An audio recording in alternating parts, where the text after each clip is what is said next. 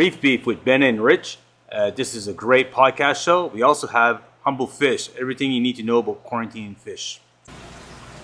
All right, so episode 16, we're going to talk about biopsies. And people say, what is a biopsy? So, tools that you're going to need. Microscope. Yeah. A hammer. Glass slides. Yeah, usually with your microscope, you should have that. But if you buy a used microscope, you need to get the slides. And there's two slides. There's a longer one, and there's a little tiny one that goes on the top. Yeah. So you need that. You need your scissors in your pickups. Yep. Yep. And the biopsy is what is going to tell you if there's something on the fish. Yeah. You know what I mean? It's a guarantee that if you find something, you're going to say, oh, wow. Now, it's nice to say, you know what, I can do biopsies, whatever, but, okay, you look in the microscope, I see something moving. What is that? Yeah. So you need to do your research, maybe online, and we have a book. I'll take a picture of the book or whatever video of the book. We have a book that shows us what is what and what to do. So what to treat them with and et cetera, et cetera. So like the biopsy is not complicated. It's pretty simple. So The only one so sometimes you do a gill biopsy. yeah, if the fish is big enough. Yeah. Because parasites can live in the gills. Yeah. So you normally what we do is we take a scrape off the fish. You know what I mean? You take that slime coat, like I was talking about that slime coat. You take a piece of that. Usually you lift his arm, his fin, and you go underneath it because I was Crevice. taught that it's a good spot to hide for the toe mounts or whatever. Yep. For the ick, or the flukes or whatever it's Kind going of to like be. fleas on a dog or a cat. They're always like in the armpits, around the ears. Yeah. And Yeah, it's a it's hiding warm spot, right? crevice. Yeah, exactly. So you take a scrape of that, you take a piece of fin, either the arm or the tail or whatever, and you take a piece of gill. Now people need to understand. I say, okay, I'm going to do these biopsies. All right. So first, you need to have like a good mat, because you're going to put this fish down, not in water anymore.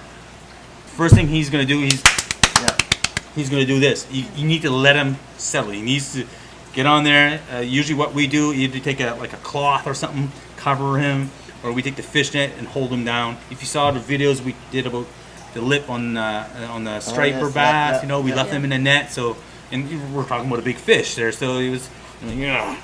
wrestle him to hold him, right? Because you're taking a piece off there. Sometimes when you cut the fin, you cut, it's like a mosquito bite that bit you or whatever. Yeah. So we don't know how it feels for them, but anyway, so you need to have that. You can't just put him on a hard counter there, because he's gonna bang his eye or he's gonna hurt himself. So we have like a blue mat.